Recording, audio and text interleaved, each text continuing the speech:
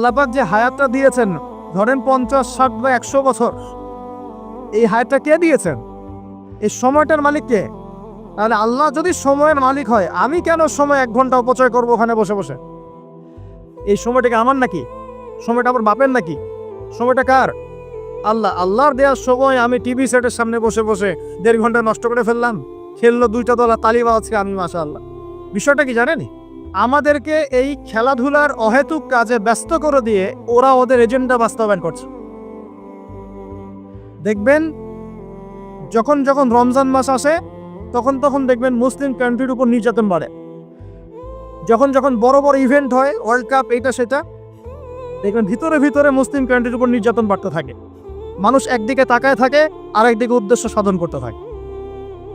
বুঝাচ্ছি বিষয়। আপনার 5টা বাচ্চা আছে মনে করেন, খুব জ্বালায়, কান্নাকাটি করে, হইচই করে। আর আপনি মোবাইল ফোনটা বের করে দিয়ে বলেছেন, বাবা বস, তোরা 5 জন মিলে একটা কার্টুন দেখ, আমি একটু কাজটা করি। দিয়ে দিলেন, ও কার্টুন দেখছে চুপচাপ, কেউ কোনো ডিস্টার্ব নাই। বুঝতে পারছেন? আর এই যে বাচ্চাগুলো কার্টুন দেখছে না, এগুলো হচ্ছে আমরা এটা। আর ওই যে কাজ করছে বাপ, এটা হচ্ছে ওরা, পশ্চিমারা। আমার কথা কি বুঝতে পারেন? আচ্ছা, আমি সহজ করার চেষ্টা করছি। প্রিয় যুবক ভাইরা, মেয়ে তো উন্মুক্ত করে দিয়েছেই, মাদক তো দিয়েছেই, জুয়া দিয়েছে, অহেতুক এসব খেলতামাশা দিয়েছে তোমার সামনে, তোমার সময় কেড়ে নেওয়ার জন্য, তোমার হায়াত কেড়ে নেওয়ার জন্য। তোমার মূল্যবান হায়াত, যে হায়াতটাকে তুমি আল্লাহর পথে দাওয়াতের কাজে ব্যয় করবা, দিন চর্চার কাজে ব্যয় করবা, আল্লাহর ইবাদতের কাজে ব্যয় করবা, আমর বিল মারুফ নাহি আনিল মুনকারের কাজ করবা, এই সময়টা ওরা কেড়ে নিয়েছে তোমার কাছে। বুঝতে পারছো না তুমি? আবার নেশা দিয়ে তোমার ভিতরটা নষ্ট করে ফেলেছে, জেনা দিয়ে তোমার অন্তরের নূর নষ্ট করে দিয়েছে, ফ্রি মিক্সিং দিয়ে জেনা এবং তোমার যে পবিত্রতা, চারিত্রিক পবিত্রতা নষ্ট করে দিয়েছে।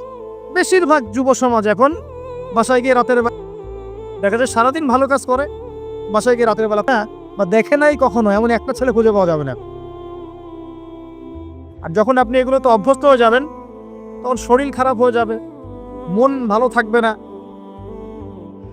আপনি একাকী গোপন পাপ করবেন, শরীর দুর্বল হয়ে পড়বে। একটা মেয়ের দিকে আপনি সম্মানের চোখে তাকাতে পারবেন না, মনে হবে মেয়ে মানেই মনে হয় ভোগের বস্তু। তারা কোনো কাজে শান্তি পায় না, অস্থির। এমনকি তারা যদি বিয়ে শাদীও করে, তবু বৈবাহিক জীবনে সুখী হতে পারে না। কেন জানেন? নিজের শক্তি ক্ষমতাগুলো আগেই নষ্ট করে ফেলেছে। এবং অনেকগুলো মেয়ে যখন আপনি দেখবেন নগ্ন, তখন আপনার স্ত্রীকে আপনার কাছে সুন্দর মনে হবে না, মনে হবে এই মেয়ের চেয়ে মনে হয় ওই মেয়েটা সুন্দর, এর চেয়ে মনে হয় ওইটা সুন্দর। আর মেয়ের প্রতি সম্মান তো থাকবেই না, মেয়েকে মনে হবে একটা ভোগের বস্তু। যত বেশি তত ধর্ষণ বেড়েছে, দেখেছেন? ধর্ষণ তত বেড়েছে, এমনকি ছোট ছোট বাচ্চারা পর্যন্ত রেহাই পাচ্ছে না। দেখেন না, ছোট ছোট বাচ্চা, 5 বছর 10 বছরের বাচ্চারা, মেয়ে বাচ্চাদের কথা বলছি, এদেরকেও ধর্ষণ করা হচ্ছে। যাদের ঘরে কন্যা সন্তান আছে, তারা খুবই এখন বিপর্যয়ের মধ্যে আছেন আপনারা, আমরা। কারণ সমাজটা তো নষ্ট হয়ে যাচ্ছে। আপনার মেয়েকে কতদিন ধরে রাখবেন? বাইরে তো পাঠাতেই হবে। বাইরে পাঠাতে দেখবেন মেয়ের সম্মান নাই, পর্দা নাই, মেয়েকে জোর করে ধর্ষণ করা হচ্ছে। বাসে, ট্রেনে, অটোতে, অমুকে তমুকে, ট্রাকে মেয়েকে ধর্ষণ করা হচ্ছে। আর প্রত্যেক ধর্ষকের তো আর ইসলামিকভাবে বিচার হচ্ছে না, হচ্ছে? যদি একটা এলাকায় ধর্ষণ হতো আর ধর্ষককে জনসমক্ষে ডেকে ফাঁসি দেওয়া হতো না, তাহলে দেখতেন যে ওই এলাকায় ধর্ষণ বাড়তো না, কমে যেত। যদি একটা এলাকার চোরদেরকে জনসমক্ষে নিয়ে এসে হাত কেটে ফেলা হতো, তাহলে বুঝতেন চুরি কাকে বল। ভয়ে চুরি করতে পারতো না মানুষ। আর ভাগ্য ভালো যে এই নিয়মগুলো এখন নাই। কেন ভাগ্য ভালো বললাম? ভাগ্য ভালো কেন বললাম? কারণ এই নিয়ম যদি এই মুহূর্তে চালু করা হয়, এই মুহূর্তে যে এখন এই সেকেন্ডের মধ্যে চালু করা হয়, তাহলে অনেক বড় বড় রাঘব বোয়াল যারা আছে ওদের হাত থাকবে না। বুঝতে পারছেন না? কেউ চুরি করে সিসকা চোর বলি আমরা, না কি বলেন আপনার? সিসকা চোর বলেন। কেউ আছে চুরি করে, পুকুর চুরি করে। সিসকা চোরকে ধরতে পারলে রাস্তাঘাটে কি মাইকটা দেওয়া হয়, তাই না? মনে হয় যে নিজের শক্তি খাটানোর একটাই জায়গা চোর পিটানো। মসজিদে যদি মসজিদে যদি একটা চোর ধরা পড়ে, কি মাইকটা মারে, খুঁটির সাথে বেঁধে একদম জুতা স্যান্ডেল দিয়ে। আর সামনে যে পুকুর চুরি করে বসে আছে, কিছুই করতে পারতেছে। কি কথা মিথ্যা পড়া বসে? যদি একটা মুসলিম রাষ্ট্রের মধ্যে দুর্নীতি না থাকতো না, মুসলিম রাষ্ট্র বিশ্বকে নেতৃত্ব দিত ইনশাআল্লাহ। যদি কোনো মুসলিম রাষ্ট্রের মধ্যে দুর্নীতিটা না থাকতো না, তাহলে দেখতেন ওই রাষ্ট্র অবশ্যই বিশ্বকে নেতৃত্ব দিত ইনশাআল্লাহ। এমন অনেক অমুসলিম রাষ্ট্র আছে যেগুলো অমুসলিম হওয়া সত্ত্বেও ওদের মধ্যে কোনো দুর্নীতি নাই, জানেন? আল্লাহ পাক আমাদের সবাইকে পরিপূর্ণ মুসলমান হওয়ার তৌফিক দান করুন। দেখেন আল্লাহ পাক বলেছেন, উদখুলু ফিস সিলমি কাফা, তোমরা পরিপূর্ণরূপে ইসলামে প্রবেশ করো। এখন আমি যদি নামাজও পড়ি, আবার ঘুষও খাই, এদিকে রোজাও রাখি, আবার সুদও খাই, আবার এদিকে আমি হজমরাও করি, অন্যের সম্পদ আত্মসাৎ করি, মাপে কমও দেই, মজুদদারি করি ইত্যাদি, আমি কি পরিপূর্ণ মুসলিম? আমি কি উদখুলু ফিস সিলমি কাফার উপর আমল করতে পেরেছি? আর আল্লাহ পাক এখানে বলছেন, ওয়ালা তামুতুন্না ইল্লা ওয়া আনতুম মুসলিমুন, পরিপূর্ণ মুসলমান না হয়ে তোমরা মৃত্যুবরণই করিও না। করলেই সমস্যা। পরিপূর্ণ মুসলমান না হয়ে মারা গেলেই সমস্যা। কি সমস্যা? ওই যে আল্লাহ পাক বলবেন, মান রব্বুক, বলবে লা আদরি, আমি তো জানি না, কারণ পরিপূর্ণ মুসলমান হয়নি তো, আল্লাহর সাথে শিরক করেছে। আল্লাহ পাক বলবেন, মা দীনুক, বলবে লা আদরি, আমি জানি না। মা দীনুক উত্তর কেমন করে দিতে পারবে? ইসলামের কিছু অংশ মানে, কিছু অংশ মানে না। ইসলামের কিছু অংশ মানে, নামাজ, রোজা, হজ, যাকাত, তাসবিহ, তাহলিল সবই মানে, কিন্তু সুদ ছাড়তে হবে, ঘুষ ছাড়তে হবে, জেনা করা যাবে না, মদ খাওয়া যাবে না, দুর্নীতি করা যাবে না, মানে না। তাহলে মা দীনুক কি উত্তর দিবে? মান নবিয়ুক, কে নবী? উত্তর কিভাবে সম্ভব? নবীর সুন্নতি তো নাই গায়ের উপরে, চেহারায় নাই, কাপড়ে নাই, চলাফেরায় নাই, ওঠা বসায় নাই, ইবাদতে থাকলেও অর্থনীতির মধ্যে নাই, অর্থনীতির মধ্যে থাকলেও সংস্কৃতির মধ্যে নাই, সংস্কৃতিতে থাকলেও সমাজে নাই। নবীর সুন্নত কি খালি ঘরে তসবিহ টেপার মধ্যেই? মানে আমরা খালি সুবহানাল্লাহ সুবহানাল্লাহ পড়বো, এটাই সুন্নত? দাড়ি ছেড়ে দিব, এটাই খালি সুন্নত? টাকলোর উপরে কাপড় পরবো, এটাই কি খালি সুন্নত? সমাজের মধ্যে সুন্নত নাই, অর্থনীতির মধ্যে সুন্নত নাই, ব্যবসা বাণিজ্যের সুন্নত নাই, চাকরি বাকরিতে সুন্নত নাই, পরিবারের সুন্নত নাই, সংস্কৃতির মধ্যে সুন্নত নাই, আর রাষ্ট্রের কথা বললাম না, ওটা বাদ দেন, ওটা এই যুগে সম্ভব না। ইল্লা মাশাআল্লাহ, যদি আল্লাহ পাক না চান। ওই দিকে আমি কথাই বলতে চাচ্ছি না, আমি সমাজ পর্যন্তই আছি, আর এর উপর যাচ্ছে না। তো প্রিয় ভাইরা, যুবক ভাইদের কথা বলে আমি সামনে যাব। 1 নাম্বার কি বলেছি, তোমরা সতর্ক থাকবে মেয়ে থেকে। কি থেকে? মেয়ে থেকে 100 হাত দূরে। 100 হাত মানে আমি বলি, পরামর্শ দেই, আমি তোমাদের ভাইয়ের মতো, ছোট হই আর বড় হই, আর আমাকে এইসব আল্লামা শায়েখ এইসব বলার দরকার নেই। আমি একদম তালেবে ইলম, এখানে বড় বড় অনেক আলেম ওলামায়ে কেরাম আছেন, আমি বিব্রত বোধ করছি কথা বল।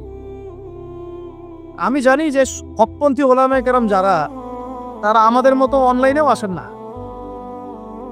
এই ফেসবুক ইউটিউবে ভিডিও পাবেন না, এমনও আলেম বাংলাদেশে আছেন জানেন, যারা বহু আলেম তৈরি করছেন, মাদ্রাসা খেদমত করছেন। তো তাদের সামনে আমাদেরকে যখন এইভাবে টাইটেল দেন, লজ্জা লাগে, বিব্রত বোধ করি। শেখার কোনো শেষ নাই। আমি একসময় মনে করতাম যে, আমি যখন ইন্টারমিডিয়েটের পর থেকে চর্চা করা শুরু করছি, অনার্স মাস্টার্স পর্যন্ত, মনে করছি যে হ্যাঁ, মনে হয় ইসলাম সম্পর্কে ভালোই জানছি। তারপর যখন কওমি আলেমদের কাছে পড়তে শুরু করলাম, বলি এগুলো ভিতরের কথা, খোলামেলা বলি, গল্প করছি আপনাদের সাথে, রাগ করছেন নাকি? তখন বুঝলাম যে বিগত 5-7 বছরে তো আমি কিছু পড়াশোনা করছি বলে মনে হচ্ছে না। যেমন একটা হাদিস শো করে বললাম যে, ওস্তাদ, এই যে আল্লাহ রাসূল সাল্লাল্লাহু আলাইহি ওয়াসাল্লাম বলেছেন যে একজন মুমিন ব্যক্তি আরেকজন মুমিন ব্যক্তির আয়না স্বরূপ। কি স্বরূপ? আয়না স্বরূপ। তো আমি যদি অনলাইনে কোনো ভাইয়ের ভুল ধরিয়ে দেই সমালোচনার মাধ্যমে, তাহলে কি আমি হাদিসের উপর আমল করলাম না? তখন ওস্তাদ মিটিমিটি হাসছেন, বলছেন যে তোমার তো টুকটাক অ্যারাবিক গ্রামারের বেস ভালোই, তোমার কি মনে হয়? আমি বললাম যে আমার কাছে তো এটাই মনে হচ্ছে যে আমি যদি সমালোচনা করি, আমি তো এই আমর বিল মারুফ নাহি আনিল মুনকারের কাজই করলাম। তো তিনি বলছেন, আসলে হাদিসের ব্যাখ্যা এমন নয়। কেমন ব্যাখ্যা? তুমি কি খেয়াল করো নাই? আমাকে বলছে, তুমি কি খেয়াল করো নাই, তুমি যখন আয়নার সামনে গিয়ে দাঁড়াও, তখন আয়না কিন্তু তোমার সাথে কথা বলে না, আয়না নীরব থাকে, স্থির থাকে, কিন্তু তোমার দোষ ত্রুটি কোথায় আয়না কিন্তু দেখিয়ে দেয়। মনে করেন বুঝাচ্ছে, মনে করেন আপনার গাল কেটে গেছে, আপনি আয়নার সামনে দাঁড়িয়েছেন, আয়না কিন্তু আপনাকে বলে দিবে না এই যে তোমার গাল কাটা, এই ছেলে তোমার গাল কাটা, হ্যাঁ এই মেয়ে, এই ছেলে তোমার এই সমস্যা ওই সমস্যা বলবে? চুপচাপ থাকবে। আয়না দেখিয়ে দিবে আপনার ভুলটা কোথায়। তিনি আমাকে হাদিসের ব্যাখ্যা শিখাচ্ছেন, বলছেন যে একজন মুমিন ভাই যদি কোনো ভুলের উপর থাকে, তুমি সঠিকটা আমল করে ওর সামনে দাঁড়িয়ে দেখিয়ে দিবে যেটা সঠিক। তো বুঝলাম, যতদিন যাচ্ছে আমি বুঝতে পারছি যে আসলে এই জ্ঞানের সমুদ্র যে কত গভীর, 100 বছর হায়াত দিলেও মনে হয় শেষ করতে পারবো না। প্রিয় যুব ভাইরা, নসিহত করছি, সেটা হচ্ছে যে দিনের জ্ঞান অর্জন করতে হবে। জ্ঞান অর্জনের কোনো বিকল্প নাই। আর জ্ঞান অর্জনের জন্য শুধুমাত্র ফেসবুক, ইউটিউব যথেষ্ট নয়। এগুলো কনস্ট্রাকটিভ কোনো মাধ্যম নয়, বরং ফিতনা ছড়াবে এগুলো কিন্তু বেশিরভাগ ক্ষেত্রে ফিতনাই ছড়াচ্ছে। আপনার কাছে মনে হচ্ছে হয়তো যে অনেক কিছু লাইভ হচ্ছে, আমরা পাচ্ছি, হ্যাঁ অনলাইনের মাধ্যমে জানছি, হ্যাঁ ঠিক আছে স্বীকার করি ভালো আছে, কিন্তু এর মন্দটা অনেক বেশি। এর মধ্য দিয়ে আলেমে আলামি বিভক্তি হয়ে গেছে। এর মধ্য দিয়ে একে অপরের সাথে আমাদের সম্পর্ক নষ্ট হয়ে যাচ্ছে। গীবত, তহমত, সমালোচনা, কাদা ছড়াছড়ি সংস্কৃতি বাড়ছে, ঐক্য বিনষ্ট হচ্ছে, অনেক সমস্যা হচ্ছে। আর এগুলো কনস্ট্রাকটিভ সিলেবাস নয়। সিলেবাস আপনাকে ওলামায়ে কেরামের কাছে এসে জানতে হবে। আমি বলছি 1 নাম্বার কোরআন থাকবে। আপনাদের জেনারেলদের জন্য বলছি, কারণ আপনাদের জন্য এটা এত সহজ হবে না। মাদ্রাসা যারা পড়া শুরু করেছেন ছোটবেলা থেকে তাদের জন্য সহজ, আপনাদের জন্য এত সহজ নয়। সিলেবাসগুলো জেনে রাখেন। কোরআন পড়তে হবে আগে, পবিত্র কোরআনের বিশুদ্ধ তেলাওয়াত শিখতেই হবে, এবং প্রত্যেক দিন চেষ্টা করবেন 1 পৃষ্ঠা 2 পৃষ্ঠা আধা পারা 1 পারা করে তেলাওয়াত করার জন্য। তেলাওয়াতের কোনো বিকল্প নাই, প্রত্যেক হরফে 10 নাকি পাবেন ইনশাআল্লাহ। এরপরে এর ভাষা আছে, কোরআনিক গ্রামার আছে, নাহুসর। আর এই বইগুলো আপনি একা পড়তে পারবেন না। এই বইগুলো পড়তে হলে ওস্তাদ লাগবেই। এক একটা বই 2 বছর করে পড়তে হইতে পারে, পড়তে হবে। যদি আপনি কোরআন জানতে চান, বুঝতে চান, পড়তে হবেই। আর যদি মনে করেন না আমার এত জানা বোঝার দরকার নাই, সেটা আলাদা বিষয়। তখন আপনি ওলামায়ে কেরামের কাছে গিয়ে জিজ্ঞাসা করে মাসআলা নিয়ে নেবেন। এখানে একটা কথা বলে দিই, এখন আবার একটা নতুন আমি ফিতনাই বলবো বের হয়েছে যে আলেম ওলামার প্রয়োজন নাই, কোরআন হাদিস বাসায় পড়বা, নিজে একা একাই মুস্তাহিদ হয়ে যাবে। অনেক দিনী ভাইকে দেখছি আমি, যুবক ইয়াং, তার আগে বিপদগামী ছিলেন, হেদায়েত হয়ে ইসলামের দিকে এসেছেন, এখন প্রথমেই সহিহ বুখারী টান দিয়ে পড়া শুরু করুন। কে বললো আপনাকে প্রথমে সহিহ বুখারী পড়তে? আপনি কি এক লাভ দিয়ে এই মেডিকেল সায়েন্সের বই পড়তে যাবেন? এত কঠিন বই আগে কেন? এই বইগুলো পড়তে ওলামায়ে কেরামের 15-20 বছর সময় লাগে। 15-20 বছর সময় লাগে। 15 বছর বেশি বলে ফেলছে মানে, আমাদের মতো হলে 20 বছর লাগবে। কঠিন বই আগে না, আগে সহজ বইগুলো পড়তে হতো। তো ভাবখানা তখন দেখা যায় এমন, কয়েকটা হাদিসের কিতাব পড়ে, কোরআনের কিছু অনুবাদ পড়ে, আলেম ওলামার আর দরকার নাই, কোনো মাযহাবেরও দরকার নাই, আমি নিজে একাই মুস্তাহিদ। এটা একটা ফিতনা চলছে। তো আমি বুঝাচ্ছি আপনাকে, একটা মাসআলা ধরেন আপনার সামনে আসলো, মনে করেন ওই যে আমি পেপার মানি নিয়ে কথা বলেছিলাম না, কাগজের টাকা, এরপর আসছে ক্রিপ্টোকারেন্সি। কি আসছে? নাম শুনেন নাই? ইলেকট্রনিক মানি তো চলে আসছে, যে ইলেকট্রনিক মানি দিয়ে আপনারা লেনদেন করছেন না, এরপরে আসবে ক্রিপ্টোকারেন্সি মানে বিটকয়েন। এগুলো ভবিষ্যৎবাণী না, কিন্তু কিছু মানুষ মনে করে এগুলো ভবিষ্যৎবাণী। এগুলো ভবিষ্যৎবাণী না, এগুলো বর্তমান। অলরেডি পৃথিবীর কিছু কিছু দেশে চলে আসছে, হয়তো বা এদেশেও অচিরে আসবে। তো মনে করেন এখন আপনি একজন সাধারণ মানুষ, ক্রিপ্টোকারেন্সি কি জিনিস আপনি বোঝেন না। এখন আপনি একজন আলেমের কাছে আসলেন, এসে বললেন যে হুজুর ক্রিপ্টোকারেন্সি কি জিনিস আমি বুঝি না, এটা হালাল না হারাম, জায়েজ না জায়েজ, কতটুকু রাখা যাবে না, মাসআলা দেন।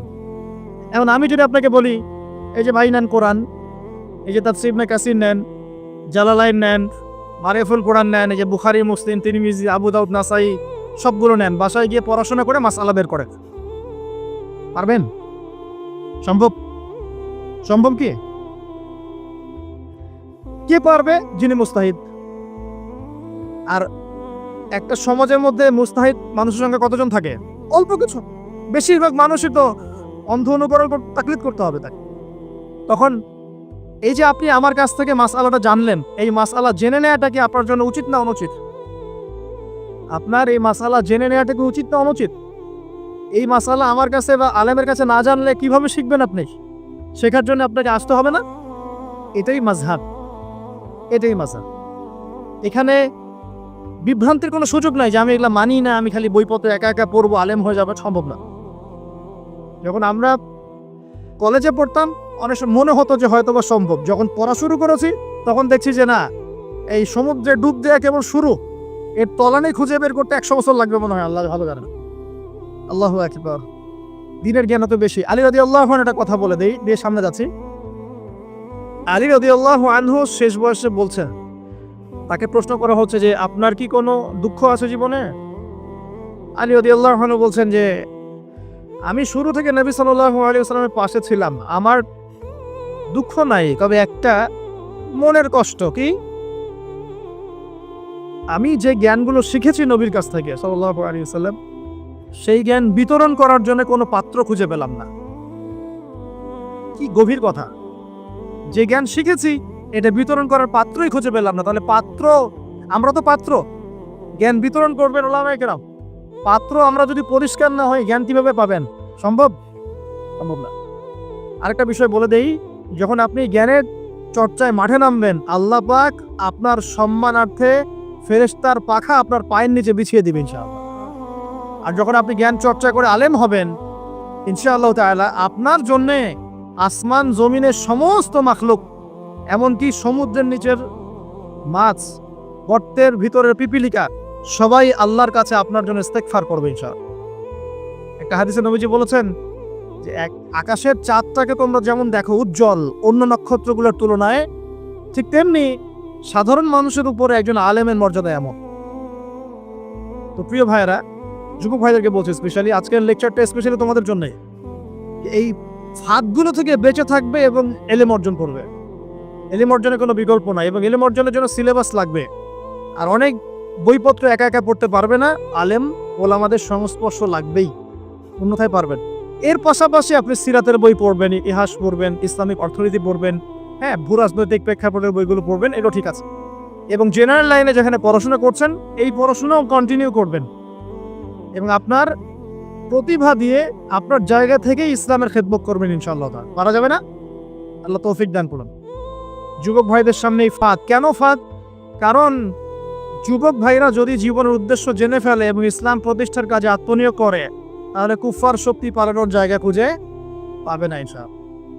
প্রিয় ভাইরা, আল্লাহ রাব্বুল আলামিন বলছেন মুমিনদেরকে, হে মুমিনরা, তোমরা আল্লাহকে ভয় করো। দেখুন, 6টা পিলারে বিশ্বাস না করা পর্যন্ত কেউ মুমিন হয় না। কয়টা পিলার? 1 নাম্বার হচ্ছে আল্লাহর প্রতি বিশ্বাস। 1 নাম্বার আল্লাহর প্রতি বিশ্বাস। 2 ফেরেশতা মণ্ডলীর প্রতি বিশ্বাস। 3 আসমানি কিতাব সমূহে বিশ্বাস। 4 নবী রাসূলগণের প্রতি বিশ্বাস। 5 পরকালের প্রতি বিশ্বাস। এবং 6 তাকদীরের ভালো মন্দের প্রতি বিশ্বাস। এই 6টা পিলারকে মনে বিশ্বাস করতে হয়, মুখে স্বীকৃতি দেওয়া লাগে, এবং কাজেও বাস্তবায়ন করতে হয়। তারপর আপনি মুমিন হবেন ইনশাআল্লাহ। আল্লাহ পাক বলছেন আমাদেরকে, এই মুমিনদেরকে, তোমরা আল্লাহকে ভয় করো, ভয় করার মতো ভয় করো। এটার ব্যাখ্যা কি? ভয় করা মানে কি? শুধু নেক আমল করা মানেই আল্লাহকে ভয় করা নয়। আল্লাহ পাকের যত নিষেধ আছে, এই নিষেধগুলো ছেড়ে দেওয়ার নাম হলো আল্লাহকে ভয় করা। যদি আমি নামাজ পড়ি, প্রমাণিত হবে না যে আমি আল্লাহকে ভয় করি। আর হারাম ছেড়ে নামাজ পড়েন, হালাল খেয়ে নামাজ পড়েন, প্রমাণ হবে আপনি আল্লাহকে ভয় করেন। নামাজ পড়াটা একটু সহজ কাজ, কিন্তু এই হারাম রিজিক ছেড়ে দেয় এত সহজ কাজ নয়। রোজা রাখা সহজ কাজ তুলনামূলক, কিন্তু সুদ ঘুষ ছেড়ে দেওয়া এত সহজ কাজ নয়। তাসবিহ তাহলিল করা সহজ কাজ, কোরআন তেলাওয়াত করাও সহজ কাজ তুলনামূলক, কিন্তু ওই বোনের সম্পত্তি তাকে ফিরিয়ে দেওয়া এত সহজ নয়। অন্য মুসলিম ভাইয়ের মান সম্মান রক্ষা করা তো সহজ নয়। পরিবারে পর্দা এবং নামাজ কায়েম করা তো সহজ নয়। এবং এই সুদ ঘুষ দুর্নীতি অন্যের সম্পদ আত্মসাৎ থেকে বের হয়ে আসা এত সহজ নয়। তাকওয়া মানে কি? পরিপূর্ণরূপে ইসলামে প্রবেশ করা, আল্লাহ পাকের যাবতীয় হুকুম আহকাম মেনে চলা, আদেশও এবং নিষেধও। আল্লাহ পাক বলেছেন শেষে, ওয়ালা তামুতুন্না ইল্লা ওয়া আনতুম মুসলিমুন। একজন নবীর কথা খালি বলবো, বিশৃঙ্খলা করেন না, একটু ধৈর্যের সাথে বসেন। আমরা খুব লম্বা আলোচনা করব না, একটু বসেন, শেষ করে দিচ্ছি। আস্তে আস্তে। আর যদি কারো কোনো প্রশ্ন থেকে থাকে এভাবে চিরকুট আকারে আমাদের এখানে দিতে পারেন ইনশাআল্লাহ। মুসলিম না হয়ে মৃত্যুবরণ করো না। আল্লাহ পাকের কালাম পবিত্র কোরআনের মধ্যে সূরা হজ নামে একটা সূরা আছে। এখানে আল্লাহ পাক সূরা হজের মধ্যে ইব্রাহিম আলাইহিস সালামের কথা বলছেন যে হুয়া সাম্মাকুমুল মুসলিমিন। ইব্রাহিম আলাইহিস সালাম সেই নবী যিনি তোমাদের নাম মুসলিম দিয়েছেন। কি দিয়েছেন? আচ্ছা, ইব্রাহিম আলাইহিস সালামের দুটো ঘটনা বলবো খালি। আমি আপনাকে ইসলাম দেখাচ্ছি কি জিনিস। দেখুন, তার স্ত্রীকে আল্লাহ পাক বলছেন রেখে আসো, হাজেরা আলাইহিস সালামকে রেখে আসো মক্কার কাবা ঘরের কাছে, যেখানে কোনো মানুষ নাই, কোনো খাবার পানি কিচ্ছু নাই, সাথে ছোট সন্তান ইসমাইল। দেখেন, রেখে আসার সময় কিন্তু ইব্রাহিম আলাইহিস সালাম আল্লাহকে বলেন নাই যে আল্লাহ আমি আমার স্ত্রী সন্তানকে ওখানে কেন রেখে আসবো, এর পিছনে যুক্তি কি, এর পিছনে বিজ্ঞান কি, এর পিছনে দর্শন কি জিজ্ঞেস করেছিলেন? আল্লাহ পাক বলেছেন সামিআনা আতাআনা। সন্তান বড় হয়েছে, আল্লাহ পাক বলছেন তাকে জবাই করতে হবে। তিনি সন্তানকে গিয়ে বলছেন ইয়া বুনাইয়া ইন্নী আরা ফিল মানামি আন্নী আসবাহুক, আমি স্বপ্নে দেখছি তোমাকে জবাই করছি, ফানজুর মাযা তারা, তোমার কি রায় আমাকে বলো। সন্তান বলছে এবার ইয়া আবাতি, আমার আব্বা, ইফআল মা তুমার, আপনাকে যে আদেশ করা হয়েছে সে আদেশ আপনি পালন করেন। সাতাজিদুনি ইনশাআল্লাহু মিনাস সাবিরিন, ইনশাআল্লাহ আপনি আমাকে ধৈর্যশীল পাবেন। কে বলছে এটা? ইসমাইল। ইসমাইলের মধ্যে কি এখনকার তরুণদের জন্য আদর্শ নাই? যে বয়সে ইসমাইল আলাইহিস সালাম বলছেন আব্বা আমাকে জবাই করে দেন, কোনো সমস্যা নাই, ইনশাআল্লাহ আপনি আমাকে ধৈর্যশীল পাবেন, ওই বয়সের আমাদের তরুণ প্রজন্ম টিকটক প্রজন্ম, ওই বয়সে আমাদের তরুণ প্রজন্ম কিশোর গ্যাংয়ে যোগ দিয়েছে, জেনা করেছে, মাদক খাচ্ছে, জুয়া খেলছে, এই যে জার্সি গাইডে ঘুরে বেড়াচ্ছে। দেখেন, এই ওয়াজে আসার সময় দেখলাম যে কিছু ছেলে দাঁড়িয়ে আছে ওখানে। কি হচ্ছে ওখানে দাঁড়ায়? বক্তা এখনো আসে নাই, সিগারেটের প্যাকেট থেকে সিগারেট বের করে টান দিচ্ছে ওখানে। বক্তা তো এখন আসেন, টান দিয়ে যায়, তারপর বসে। মাদক বলতে কি বলছো তোমরা? খালি গাঁজা, ইয়াবা, ফেন্সিডিলি মাদক? সিগারেটটা মাদক না?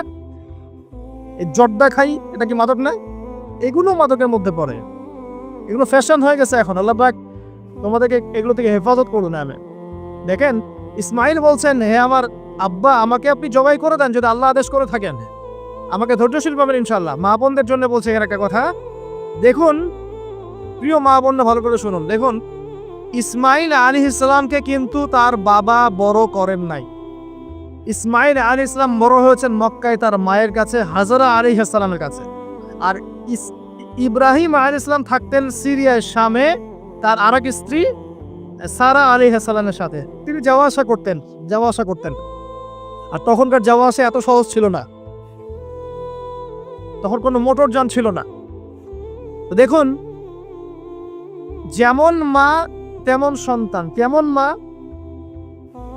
হাজরা আলাইহিস সালামকে বলা হচ্ছে যে তোমাকে এখানে রেখে যেতে আল্লাহ আদেশ করেছেন। তো হাজরা আলাইহিস সালাম বলছেন এখানে তো কোনো পানিও নাই, কোনো খাবারও নাই, আপনি এখানে আমাদেরকে একা ফেলে যাচ্ছেন। ইব্রাহিম আলাইহিস সালাম বলছেন আল্লাহর আদেশ, কিছু করার নাই। এখন হাজরা আলাইহিস সালাম বলছেন আচ্ছা যদি আল্লাহ আদেশ করে থাকেন তাহলে ইনশাআল্লাহ আল্লাহ আমাদের হেফাজত করবেন, আল্লাহর প্রতি আমি পূর্ণ তাওয়াক্কুল করলাম। কে বলছেন? হাজরা। এই হাজরা আলাইহিস সালামের দেখেন এখানে তো কোনো খাবারই নাই, পানিও নাই, এক মশক পানি একটু খাবার দ্রুতই শেষ হয়ে গেল। শেষ হওয়ার পর তিনি ছোটাছুটি করছেন suffer Marwah, suffer Marwah, suffer Marwah, কোথাও যদি একটু পানি পাওয়া যায়। কি তাওয়াক্কুল আল্লাহর প্রতি। ছোটাছুটি করছেন, বাচ্চা ইসমাইল কান্নাকাটি করছে। মায়ের এই ছোটাছুটি আল্লাহর কাছে এত পছন্দ হয়েছে, যতদিন হজ থাকবে এই হাজরা আলাইহিস সালামের স্মৃতির সাথে জড়িত এই সাই থাকবে। এবং এই ঘটনা আল্লাহর কাছে এত পছন্দ হয়ে গেল যে আল্লাহ পাক জিবরাইল আলাইহিস সালামকে পাঠিয়ে জামজাম কূপের পানি বের করে দিলেন, যেই কূপের পানি জীবনে কখনো শেষ হয় না, পানি খেলে খিদাও লাগে না। চিন্তা করে দেখেন, গ্যালন গ্যালন পানি যাচ্ছে, গ্যালনের পর গ্যালন জামজাম থেকে প্রত্যেক দিন। এমনকি মদিনায় গেলেও আপনি জামজামের পানি পাবেন, মসজিদে কুবায় গেলেও জামজামের পানি পাবেন। আর পৃথিবীর বিভিন্ন জায়গায় তো আমরা নিয়ে আসছি, শেষ হয়েছে? পানির স্তর 1 ইঞ্চি পর্যন্ত নিচে নেমেছে। দেখেন, আল্লাহর প্রতি যখন মানুষ পূর্ণ তাওয়াক্কুল করে তখন আল্লাহর মারিফত নেমে আসে। যখন মানুষ আল্লাহর প্রতি পূর্ণ তাওয়াক্কুল করে ফেলবে তখন আল্লাহ পাক আধ্যাত্মিকত্ব দিয়ে দিবেন সব। এটা কি বিজ্ঞান দিয়ে ব্যাখ্যা করা যায়? একজন ফেরেশতা আসলো, পাখা দিয়ে আঘাত করলো, মাটি থেকে ঝর্ণা বের হওয়া শুরু হলো, এখনকার বিজ্ঞান বিশ্বাস করবে? কোনো যুক্তি দর্শন বিশ্বাস করবে? করবে না। এই যে মা, তাওয়াক্কুল কারিমী মা, তার গর্ভ থেকে জন্ম নিয়েছে ইসমাইলের মতো সন্তান, যে বলছে আব্বা আমাকে জবাই করতে চাইলে করে দেন, কোনো সমস্যা নাই, আল্লাহর ইনশাআল্লাহ আপনি আমাকে ধৈর্যশীল পাবেন। সুবহানাল্লাহ। এই জন্য বলি, আমাদের পরিবারের মায়েরা যদি হাজেরা আলাইহিস সালামের মতো হতে না পারে তাহলে ইসমাইলের মতো প্রজন্ম তৈরি হবে না। অতএব প্রিয় মা ও বোনেরা, একটা নসিহত যথেষ্ট আপনাদের জন্য, যে নিজেরা হাজেরা আলাইহিস সালামের মতো আল্লাহর প্রতি পূর্ণ তাওয়াক্কুল কারিনী হয়ে যান। নামাজ ছাড়িয়েন না। কোনো মহিলা যদি মাত্র 4টা কাজ করতে পারে, নবী সাল্লাল্লাহু আলাইহি ওয়াসাল্লাম বলেছেন জান্নাতে যাওয়ার জন্য সবগুলো দরজা খুলে দেওয়া হবে। 1 নাম্বার, কোনো মহিলা যদি 5 ওয়াক্ত নামাজ পড়ে, এখানে শুধু ফরজ নামাজের কথা বলা হচ্ছে, নফলের কথাও বলা হচ্ছে না। 2 নাম্বার, যদি একজন মহিলা রমজান মাসে সওম রাখে, ফরজ সওম, ফরজ রোজা, নফল রোজার কথাও বলা হচ্ছে না। 3 নাম্বার, যদি মহিলা, একজন নারী যদি তার সতীত্বকে হেফাজত করতে পারে, পর্দা মেনে চলতে পারে। এই পর্দা বলতে আমরা ডিজিটাল বোরখা বোঝাচ্ছি না। পোশাকটা এমন হবে না যে পোশাক পরেও গায়ের কাঠামো কতটুকু আটো-সাটোটা বোঝা যায়, এই বোরখা চলবে না। বোরখা এমন হবে না, পোশাক এমন হবে না যে বাহির থেকে ভিতরের অঙ্গ দেখা যায়, এই বোরখা চলবে না। পোশাক এমন হবে না যে পোশাকটা পুরুষদের পোশাকের সাথে সাদৃশ্য আছে, গেঞ্জি টি শার্ট পরা যাবে না। পোশাকটা এমন হবে না যেই পোশাকটা অমুসলিমদের সংস্কৃতির সাথে বা ধর্মীয় কালচারের সাথে সাদৃশ্য আছে, এমন পোশাকও চলবে না। যদি কোনো নারী 3 নাম্বার তার লজ্জাস্থানের হেফাজত করতে পারে, মানে শরঈ পর্দা মেনটেন করতে পারে, আর পর্দা করে যদি কলেজে গিয়ে আর ইউনিভার্সিটিতে গিয়ে সহি প্রেমে লিপ্ত হন, তাহলেও পর্দা হবে না। কথা বোঝাতে পারছি না মনে হয়? পর্দা করেও যদি ইউনিভার্সিটিতে গিয়ে গ্রুপ স্টাডি করতে হয় গায়রে মাহরামের সাথে, এই পর্দাও চলবে না। পর্দা মানে পর্দা। পর্দা করে যে দুলাভাইয়ের সাথে কুটুস কুটুস গল্প করা শুরু করেন, রিডিস পিডিস, চলবে না পর্দা।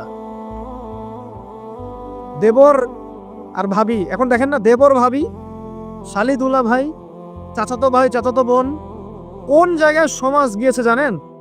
এমনও নিউজ বাংলাদেশে এসেছে, নাউজুবিল্লাহ বলতে বলতে রুচিতে বাঁধে, যে বাবা মেয়ের সাথে পর্যন্ত জেনা করে ফেলেছে। এই ঘটনা জানেন না? বাংলাদেশে একাধিক ঘটনা ঘটেছে। আস্তাগফিরুল্লাহ, ইন্না লিল্লাহি ওয়া ইন্না ইলাইহি রাজিউন। কোন যুগে আছেন চিন্তা করে। কেউ কারো থেকে বাদ না। শিক্ষকের সাথে ছাত্রী, ছাত্রর সাথে শিক্ষিকা, বসের বস আর কলিগ, মহিলা কলিগ বস, মহিলা বস, পুরুষ কর্মচারী, হ্যাঁ অমুক অমুক কর্মকর্তা, তমুক কর্মকর্তা। মাঝখানে একটা সিসিটিভির ফুটেজ পাস হয়ে গেল, দেখলেন না কি হইলো? মনে আছে? ভুলে গেছেন মনে হয়। একটা টাইটেল, একটি সিসি ক্যামেরা সারা জীবনের কান্না, মনে নাই? ভুলে গেছেন আপনারা? হ্যাঁ, এই যে মনে আছে। তো কে কার থেকে বাদ? ফুফাতো ভাই, চাচাতো বোন, হ্যাঁ খালাতো বোন, খালাতো ভাই, মানে কাজিন, দেবর ভাবি, শালাদুল্লাহ ভাই, শালিদুল্লাহ ভাই, সব দেখবেন জেনা করতেছে না? পরকিয়া তো নিত্যদিনের ব্যাপার। পরকিয়া না করলে এখন পেটের ভাতই হজম হয়। বাসায় একটা স্ত্রী আছে, বাইরে 3-4টা মেয়ের সাথে টাঙ্কি মেরে বেড়াবে, কোনো সমস্যা নাই। সমস্যা কোথায় বলি? সমস্যা হচ্ছে যদি আপনার স্ত্রী থাকে একজন নেককার বা সতীসাধী নারী থাকে, এবং তার পারমিশন নিয়ে যদি আপনি আরেকটা বিয়ে করতে যান, সমস্যা আছে। হালালভাবে বিয়ে করলে সমস্যা, বাইরে টাঙ্কি মেরে বেড়াবেন, কোনো সমস্যা নেই। বাসায় একটা স্বামী আছে, বাইরে আরো 2-4টা ছেলের সাথে ফোনে কথা বলে, কোনো সমস্যা নেই। আমরা এখন কি করি জানেন? আমরা জেনাকে প্রমোট করি, নগ্নতাকে প্রমোট করি, আর বিয়ে হালাল জিনিসগুলোকে আমরা ঢেকে দেই, বাধা দেই। বিয়ে করতে চান, দেখবেন বাধা পাবেন। জেনা করতে চান, বাধা পাবেন না। হ্যাঁ, বিশ্বাস করছেন না? বিয়ে করতে যে দেখেন খালি কত বাধা আস, আর জেনা করতে চান, কোনো বাধা নেই। মদ খাইতে চান, কোনো বাধা নাই। লিগ্যাল কিছু পতিতালয় আছে আমাদের দেশে, লিগ্যাল। কেন? তাদের যদি এতই সম্মান দেওয়ার ইচ্ছা থাকে আমাদের, আমরা কি ওদেরকে হালাল কোনো কর্মসংস্থান দিয়ে এই পাপের পথ থেকে ফেরাতে পারি না? ঠুনকো আবেগ দেখাও মিয়া, বাইরে খালি কিছু টাকা পয়সা ইনভেস্ট করে একটা প্রজেক্ট হাতে নিয়ে এই মেয়েদেরকে, মহিলাদেরকে যদি একটা ভালো কর্মসংস্থানের ব্যবস্থা করে, ওরা কি জেনা করবে নাকি? ও তো টাকার জন্য করে, পেটের দায়ে করে। কোনো মেয়ে কি চায় নিজের ইজ্জত মানুষের কাছে বিক্রি করতে? কোনো মেয়ে চায় না। প্রিয় দিনী বোনেরা, পোশাক এই 4টা মূলনীতি মেনে চলবেন। পোশাক এমন হবে না, আটো পোশাক চলবে না, পাতলা পোশাক চলবে না, বাইরে থেকে ভিতর দেখা যায়, পুরুষের পোশাক চলবে না, এবং অমুসলিমদের সাদৃশ্য আছে এমন পোশাক চলবে না। আপনি বাসায় কি পোশাক করে থাকেন, আমরা এখানে তো কোনো রকম ইন্টারফেয়ার করতে যাচ্ছি না। বাইরে যদি গায়রে মাহরামদের সাথে বের হন, সামনে বের হন, তাহলে অবশ্যই আপনাকে এই পর্দা মেনটেন করে আসতে হবে। এটা ইসলামিক লস। আর আল্লাহর আইন যদি আপনি না মানেন, আপনার কবর আপনার, আমার কবর আমার। ফাযাক্কির ইন্নামা আনতা মুযাক্কির, উপদেশ দাও তুমি, শুধু উপদেশদাতা। লাস্তা আলাইহিম বিমুসাইতির, তুমি কারো প্রতি দারোগা নও, আমাদের দায়িত্ব জাস্ট প্রচার করা। বাল্লিগু আন্নী ওয়ালাউ আয়া, একটা আয়াত জানলেও খালি প্রচার করে দাও, দ্যাটস অল। ফাযাক্কির ইন নাফাআতিদ যিকরা, তুমি উপদেশ দাও যদি উপদেশ কোনো কাজে আসে। প্রিয় ভাইয়েরা, বন্ধুর কথা বলতে গিয়ে এখানে এসেছিলাম।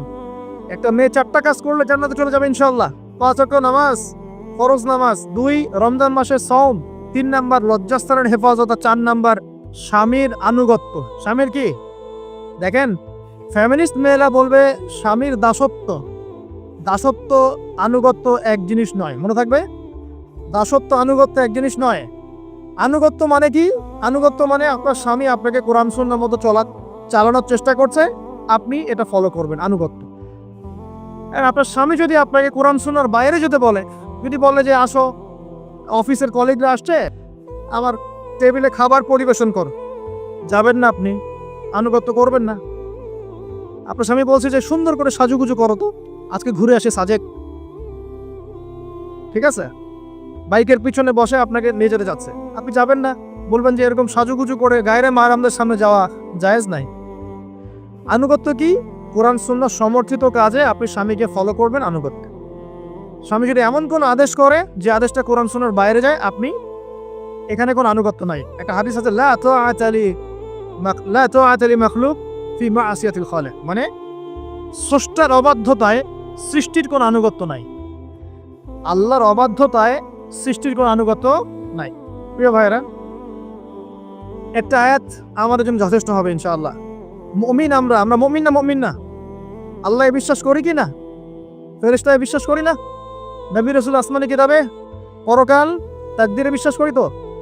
আমরা সবাই ইসলামের বিজয় চাই কি না?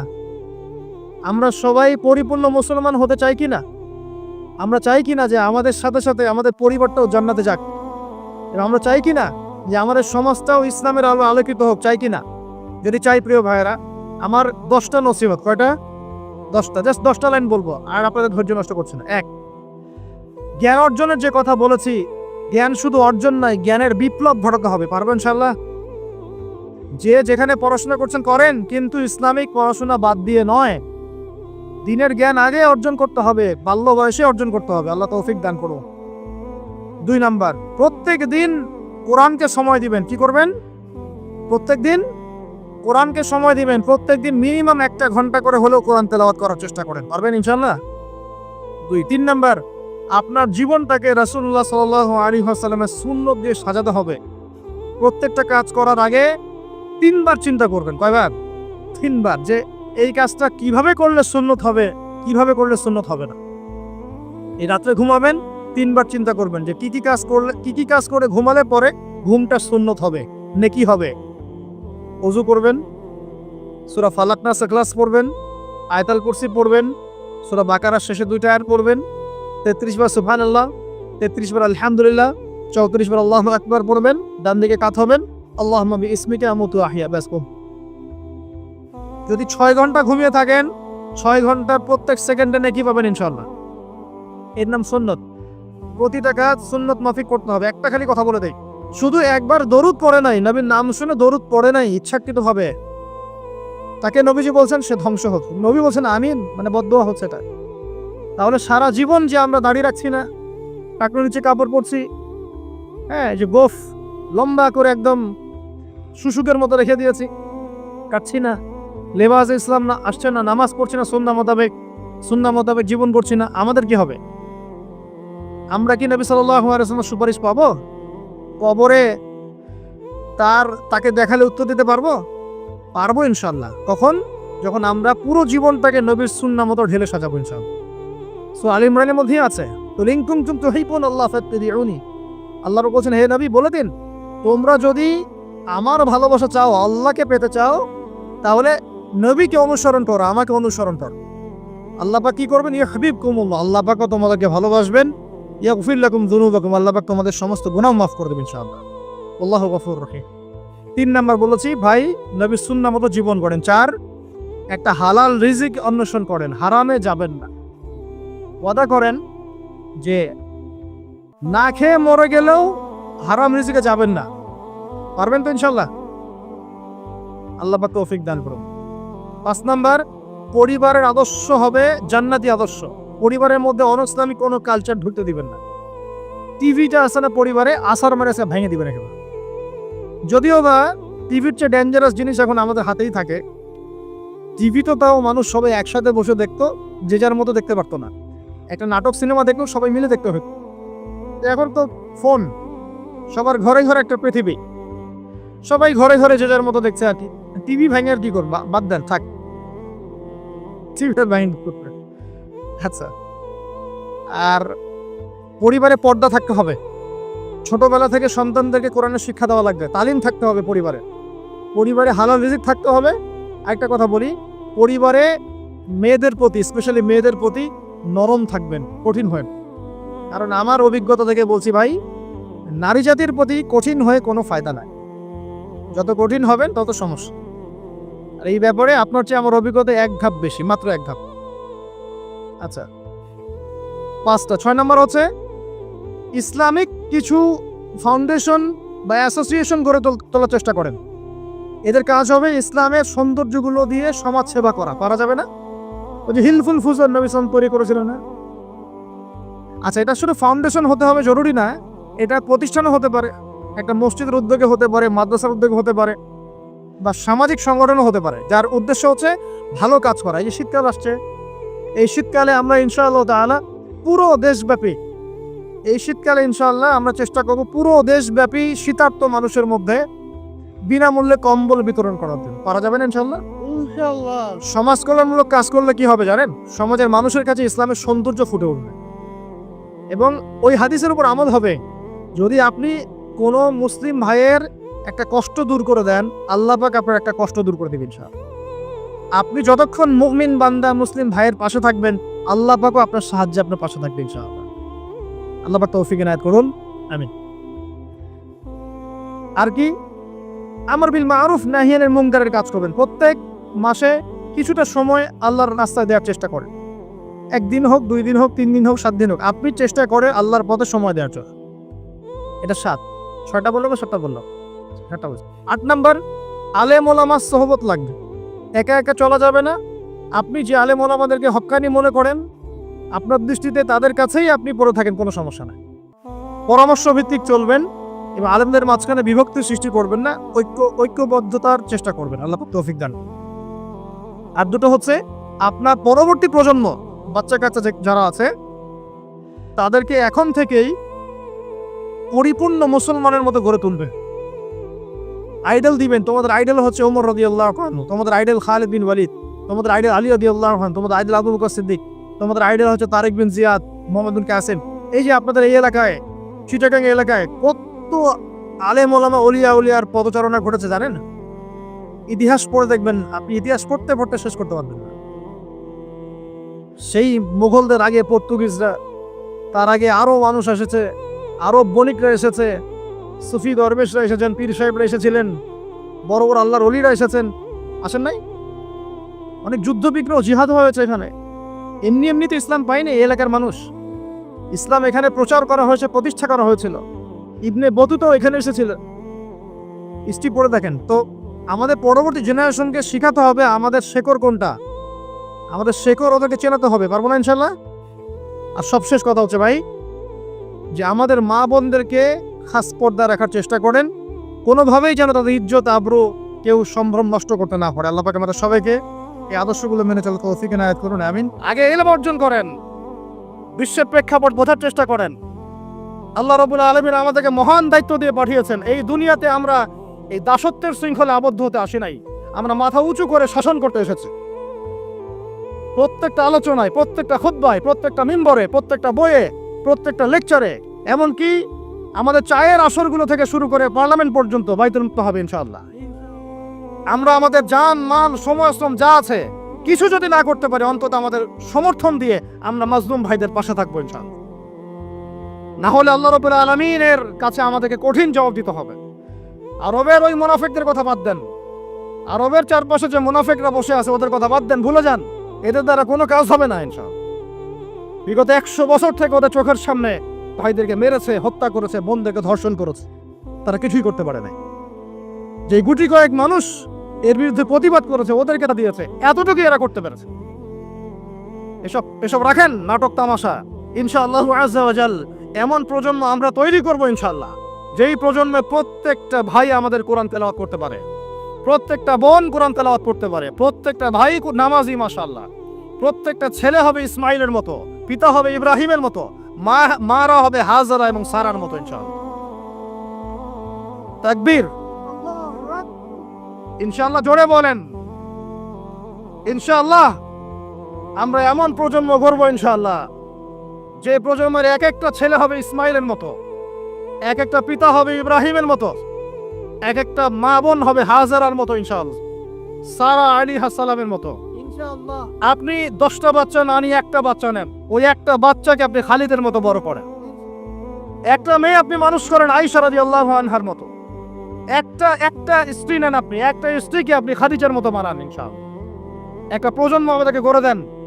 একজন দায়ী, একজন বক্তা, একজন আলেম, 10 জন আলেম, একটা সরকার কিচ্ছু করতে পারবে না যতক্ষণ না আপনারা পরিবর্তন হচ্ছেন।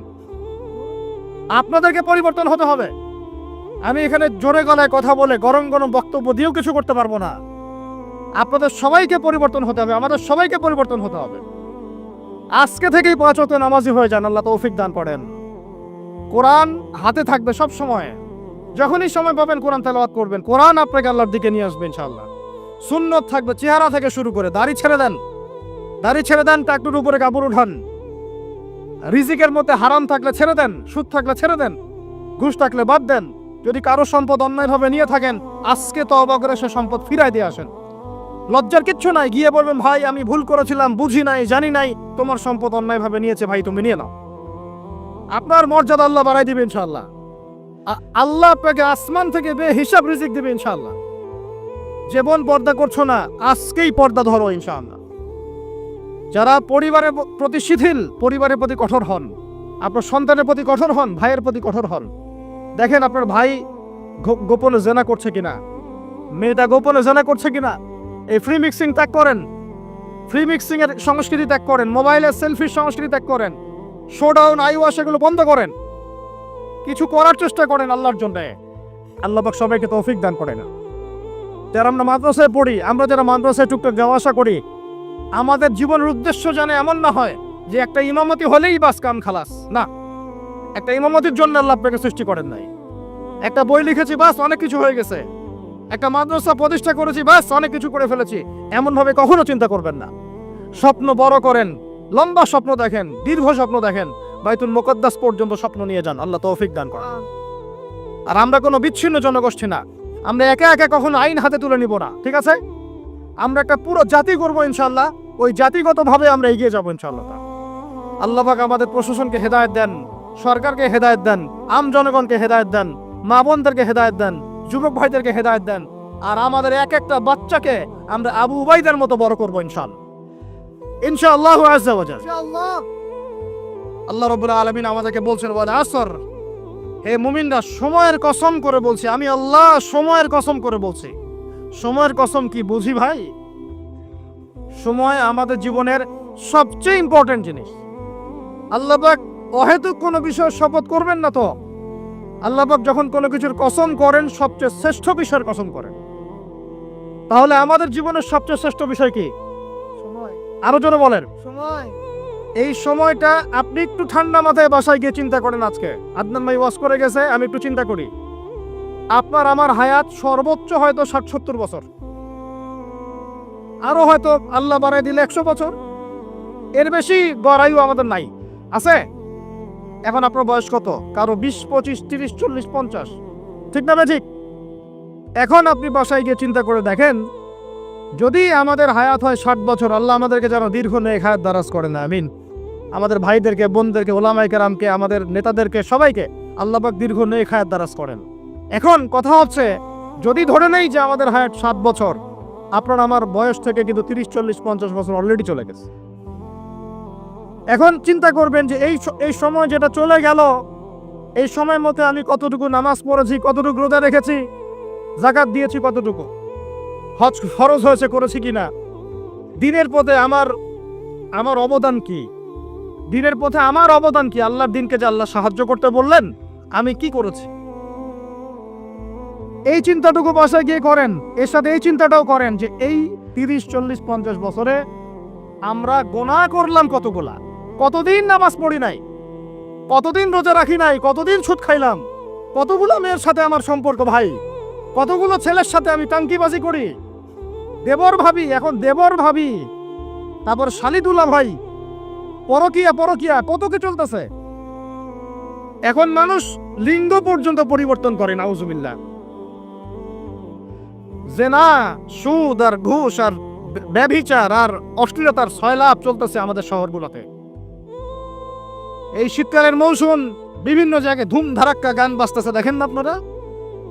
শোনেন, যখন মানুষ বকধার্মিক হয় তখন সমাজটা এরকম হয়। আপনি মনে করছেন নামাজ তো আমি 5 ওয়াক্ত পড়ি, আমার তো কোনো সমস্যা নাই, রোজা তো আমি রাখি, কোনো সমস্যা নাই, সৎ কাজে আদেশ তো করতেছেন, অসৎ কাজের কোনো নিষেধ নাই, তখন সমাজটা কেমন হবে জানেন? সমাজটা হবে এমন, মসজিদে নামাজও হবে, পাশে পিকনিকের এরকম ঢোল তবলা বাজবে, কারণ সৎ কাজে আদেশ তো আপনি করছেন, অসৎ কাজে নিষেধ নাই। সমাজ পরিবর্তন হবে তখনই যখন সৎ কাজের আদেশের সাথে সাথে বলেন অসৎ কাজে নিষেধও থাকবে। অমুসলিমরা কি করে করুক, ওইটা দেখার দায়িত্ব আমাদের না। মুসলমানের সন্তানরা যেন কখনো এরকম ঢাক ঢোল না পিটায়, সারা রাত জেগে এগুলা করবা, মানুষের ঘুম নষ্ট, হার্টের পেশেন্ট আছে, এইটা আছে, ওইটা আছে। সামাজিক প্রতিবাদ করবেন, একদম সামাজিকভাবে প্রতিবাদ করবেন। এগুলো বন্ধ না করতে পারলে আমাদের সমাজের নূর নষ্ট হয়ে যাবে। এখন যে কথাটাই আসেন, এই 60-70 বছরে কত পাপ করেছে হিসাব নাই। এই পাপগুলো লিস্ট করেন, দেখেন চোখ দিয়ে পানি ঝরতে থাকবে। আমার কথায় নারাজ হচ্ছেন? এই পাপগুলো লিস্ট করেন, চোখ দিয়ে পানি ঝরবে, আল্লাহ আমাদেরকে মাফ করে দেন। সবাই বলি আমিন। কত কবিরা গুনাহ হয়েছে, কত সগীরা। তবে সন্তুষ্টির কথা এটাই, যদি এটা উপলব্ধি হয় যে না ভুল হয়ে গেছে, আপনি ওযু করে আসেন, 2 রাকাত নামাজ পড়েন, আল্লাহর কাছে ইস্তেগফার করেন, বলেন আস্তাগফিরুল্লাহ আল্লাযী লা ইলাহা ইল্লা হুয়াল হাইয়ুল কাইয়্যুম ওয়া আতুবু ইলাইহি। আল্লাহ পাক এক মুহূর্তে আপনার সব পাপ তো মাফ করে দিবেনই, সব গুনাহকে নেকি দিয়ে পরিবর্তন করে দিবেন ইনশাআল্লাহ। এখন শোনেন, সময়ের কসম বলতে আল্লাহ কি বুঝিয়েছেন ভাই আমার সাথে বলেন? সময়ের গুরুত্ব, সময়ের, আরো আসতে বলেন, গুরুত্ব সময়ের। ওয়াল আসরি মানে সময়ের কসম, মানে সময়ের গুরুত্ব। আমাদেরকে সময়কে গুরুত্ব প্রদান করতে হবে। আল্লাহ পাক তৌফিক দান করেন। আজকে বাসায় কি করব? হায়াতের হিসাব নিব, কি করেছি এত বছরে, আর কি কি পাপ করেছি। পাপগুলোর কথা মনে পড়লে তওবা করে ফিরে আসবো ইনশাআল্লাহ। আল্লাহ পাক তৌফিক দান করেন। আর এখন বাকি সময়ে যতটুকু হায়াত আমাদের বাকি আছে, আমাদের কি কর্তব্য বলেন ভাই? আমরা কই যেভাবে জীবনযাপন করছি এইটুকুই করব, না আমাদের আরো কোনো কর্তব্য আছে? কথা কি বোঝা যায় না? যায় না। আমাদের কর্তব্য কি বলেন? 1 নাম্বার, আমরা নিজেরা আগে আল্লাহ পাকের কোরআন এবং নবীর সুন্নতের উপর আমল করবো ইনশাআল্লাহ। রাজি আছি? 2, আমাদের পরিবারকে এর উপরে প্রতিষ্ঠা করবো ইনশাআল্লাহ। রাজি আছি? 3, আমাদের সন্তানদেরকে কোরআন সুন্নাহ অনুযায়ী বড় করবো ইনশাআল্লাহ। রাজি আছি? 4, আমাদের অর্থনীতি হবে হালাল কোরআন সুন্নাহ ভিত্তিক। রাজি আছি? 5, আমাদের শিক্ষা হবে কোরআন সুন্নাহ ভিত্তিক। রাজি আছেন? আমাদের সামাজিক যে সিস্টেম, এটা হবে কোরআন সুন্নাহ ভিত্তিক। রাজি আছেন? এর উপরে আমি গেলাম না। সমাজ পরিবর্তন হলে উপরটা এমনি পরিবর্তন হয়ে যাবে ইনশাআল্লাহ, অটোমেটিক্যালি। ওয়াল আসরি, সময়ের কসম, আরেকটা বিষয়, সময়ের কসম বলতে আল্লাহ পাক এটাও বুঝিয়েছেন, একটু অতীতের দিকে তাকায় দেখেন। কোন দিকে? অতীতের দিকে, পাস্টের দিকে তাকান, অতীতের দিকে তাকান।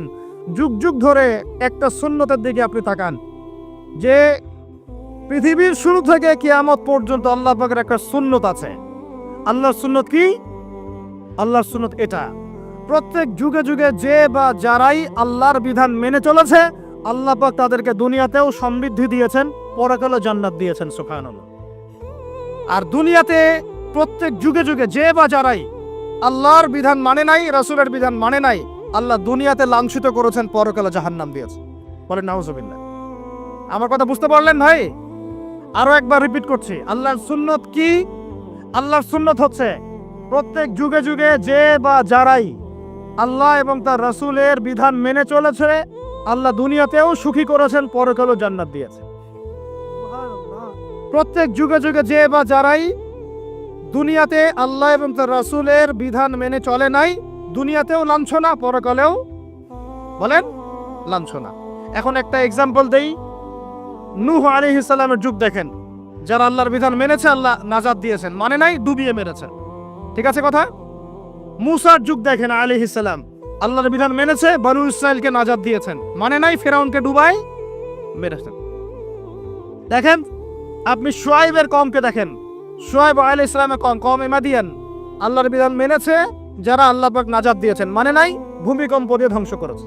কওমে লূত, কিছু মানুষ বিধান মেনেছে, আল্লাহ নাজাত দিয়েছেন, মানে নাই আল্লাহ রব্বুল আলামিন লূত আলাইহিস সালামের কওমকে একদম আসমানে উঠিয়ে পাথর নিক্ষেপ করে থেতলা করে আবার উল্টা দিকে দাফন করে দিয়েছেন। নাউজুবিল্লাহ। আল্লাহ পাক আমাদেরকে হেফাজত করেন। একইভাবে নবী সাল্লাল্লাহু আলাইহি ওয়াসাল্লামের যুগ তাকান, এই যে আবু জেহেল, আবু লাহাব, ওতবা, শাইবা, রাবিআ, এরা আল্লাহর বিধান মানে নাই, আল্লাহ ধ্বংস করেছেন। আবু বকর, ওমর, ওসমান, আলী রাদিয়াল্লাহু আনহু আজমাইন, তারা মেনেছেন, আল্লাহ দুনিয়াতে সমৃদ্ধি দিয়েছেন, পরকালে জান্নাত। বুঝাতে পারলাম কি ভাই? বলে আসরি মানে কি বুঝাতে পারলাম? আল্লাহ পাক এই সময়ের কসম করে বলছেন, হে মানুষ শোনো, ইন্নাল ইনসানা লাফি খুসর, সমস্ত মানুষই ক্ষতির মধ্যে আছে। বলেন নাউজুবিল্লাহ। এখানে আল্লাহ পাক একদম আমভাবে সবাইকে বলছেন, সবাই ক্ষতির মধ্যে আছে। মানুষের ক্ষতি কয় প্রকার? আমার সাথে বলেন, মানুষের ক্ষতি দুই প্রকার। কয় প্রকার? মানুষের ক্ষতি কয় প্রকার? এক, ইহকালীন ক্ষতি, দুই, পরকালীন ক্ষতি। এক, ইহকালীন ক্ষতি, দুই, পরকালীন ক্ষতি। ইহকালীন ক্ষতি কি? ইহকালীন ক্ষতি হচ্ছে সূরাতুল রুমের এই আয়াতটা। আল্লাহ পাক বলছেন, বা'দা আউযু বিল্লাহি মিনাশ শাইতানির রাজিম, যাহারাল ফাসাদু ফিল বাররি ওয়াল বাহরি বিমা কাসাবাত আইদিন নাস। আল্লাহ পাক বলছেন, জলে মানে পানিতে, এবং স্থলে মানে এই যে জমিনে, জলে এবং স্থলে যত বিপর্যয়, অরাজকতা, এই যে আপনারা দেখছেন ফাসাদ, ফিতনা যে ছড়িয়ে পড়ছে, এগুলো মানুষের হাতের কামাই, মানুষের হাতের কামাই। বনভূমি উজাড় করেছে কে? জিন না মানুষ? বলেন। এই পরিবেশ নষ্ট করেছে কে? জিন না মানুষ? বলেন। খাবারে ভেজাল দিয়েছে কে? জিন না মানুষ? অর্থনীতির মধ্যে সুদ কে ঢুকিয়েছে? জিন না মানুষ? এই বেহায়া, বেপরদামি, জেনা, মাদক কে ছড়িয়েছে? জিন না মানুষ? নামাজ কালাম ছেড়ে দিয়ে পাবজি, ফ্রি ফায়ার নিয়ে কে পড়ে আছে? জিন না মানুষ? বলেন। জিন না মানুষ? আল্লাহর বিধান বাদ দিয়ে শয়তানের বিধান চালু করেছে কে? জিন না মানুষ? যাহারাল ফাসাদু ফিল বাররি ওয়াল বাহরি বিমা কাসাবাত আইদিন নাস। জলে স্থলে যত বিপর্যয়, অরাজকতা, সমস্যা, এগুলো মানুষের হাতের কামাই। বলি নাউজুবিল্লাহ। আমরা যা করব তাই পাবো। আমরা যা করব তাই। মাদক খাচ্ছেন আপনি, আপনাকে ফলভোগ করতে হবে। সুদ খাচ্ছেন আপনি, আপনাকেই ফলভোগ করতে হবে। এই বেহায়ের মতো মেয়েরা চলছে, ওকেই দেখবেন ফলভোগ করতে হবে।